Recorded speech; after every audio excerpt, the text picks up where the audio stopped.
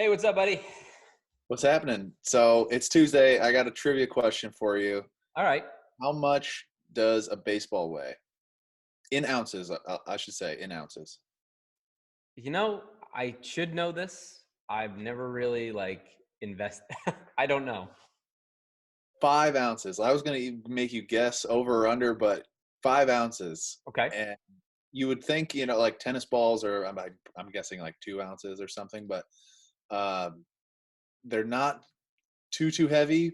But at the same time, there's people that throw them over 100. So hmm that it's and there's weighted baseballs and a whole bunch of training techniques that maybe people don't quite know about that I wanted to get into today. So Yeah, I've heard of the weighted baseball thing. I don't.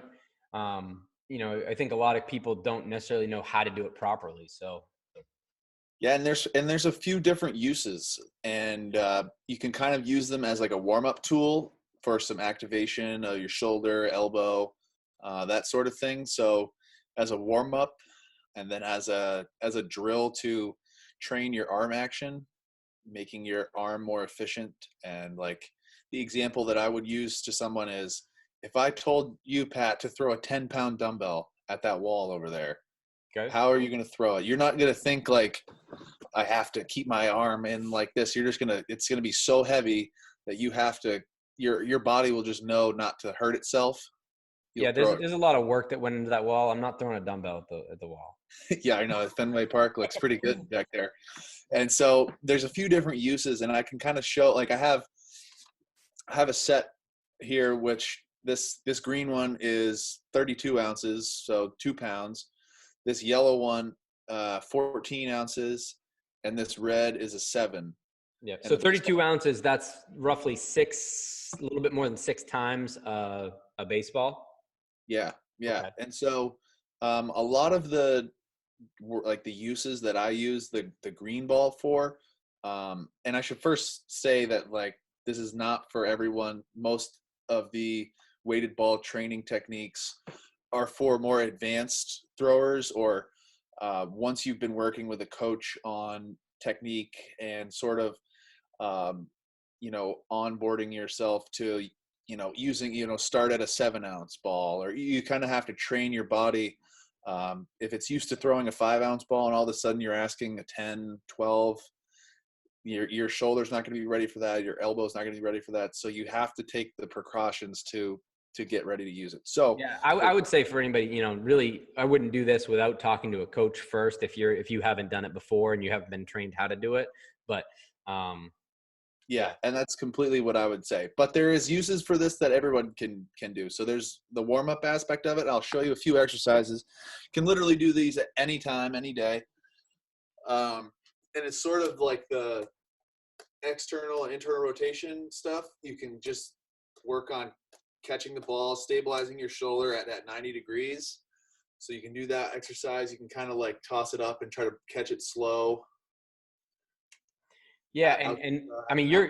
you're just training reaction time with your muscles. You're training, getting those muscles to do exactly what you want them to do when you want them to do it, and then you're adding that component of stress. So you're just making it a little bit more complicated for your body to have to adapt, and teaching your body to adapt makes it much more resilient to injuries.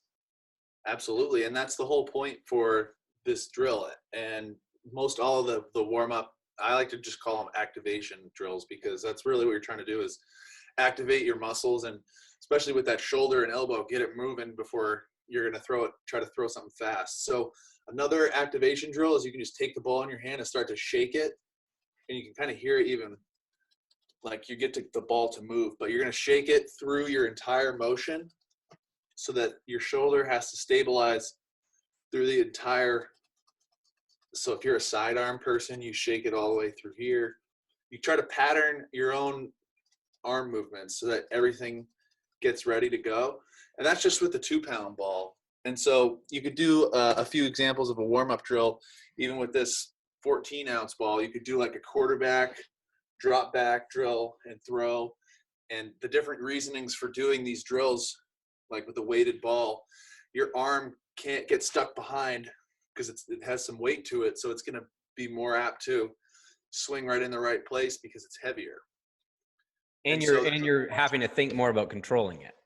yeah, you don't necessarily have to think about it. You just can pick it up and throw it. Yeah. And once you have those drills that you kind of learned how to, this is what the pivot pickoff is. This is what there's a whole set of drills that we could go over on a different video, but what you basically, it takes the thinking out of it. You can just let your body move and throw these things as hard as you want into a wall. And that's how this one broke, was chucking into a brick wall and just shredded it. But Yeah. it's But still, so it might be a ultimately, little less than 14 ounces now, but yeah. Ultimately, though, I mean, these recommendations are not meant to be diagnostic. If you've got a shoulder injury, please don't go and throw.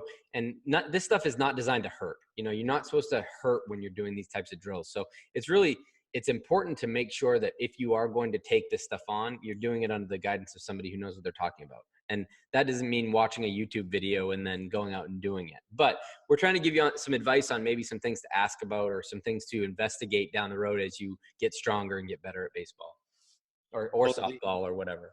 Yeah, it could be overhead throwing is generally the primary uses for those balls. And I think with a lot of baseball players, the earlier in high school you are, sometimes the benefits are more there for you instead of somebody who, it's 2 months before their senior season and they want to try to pick up some velocity. Like you might be able to, but the more sustainable approach is probably for freshman and sophomore in high school who wants to try to jump up to that varsity level and needs that extra little boost in velocity to do that. I think, inquiring about it, hey coach, do you know about weighted balls, or do you have any exercises that I can kind of do to throw harder or make my arm not hurt? Because another benefit of using the weighted balls is your arm will get trained to handle that stress.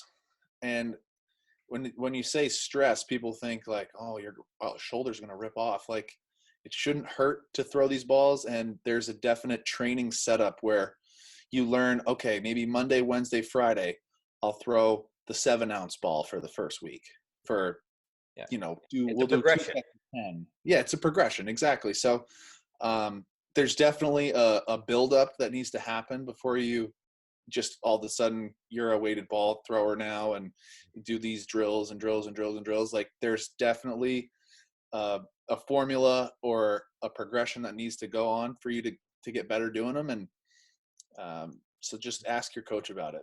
Yeah, no, I think that's great advice. And I think, it's, if we can just learn some of these little things that, can make you better. I mean, that's such a way to develop a player. Totally. And that's really what it's all about in high school and college, even professionally, like player development, any tool, trick, tip that you can use to apply to your game. If it helps, do it. Like, you can try it. And if you don't like it, no harm. You can say you've exhausted every option to try to get better.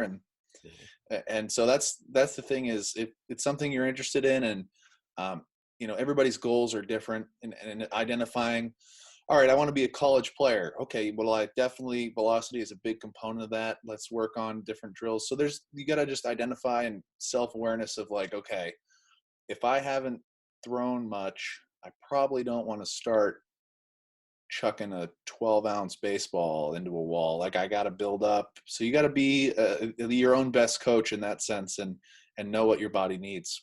Yeah. I mean, a huge cliche, Rome wasn't built in a day, but I mean, you have to understand, college athletes, high school athletes, they want everything yesterday. I've been working around high school and college athletes for 10 years and they want to feel better yesterday. They want to be stronger yesterday.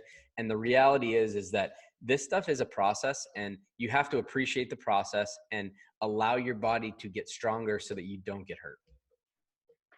Absolutely. And especially if you fall into a situation where you are already hurt, you want to feel better yesterday and you want your rehab to speed up and speed up and speed up.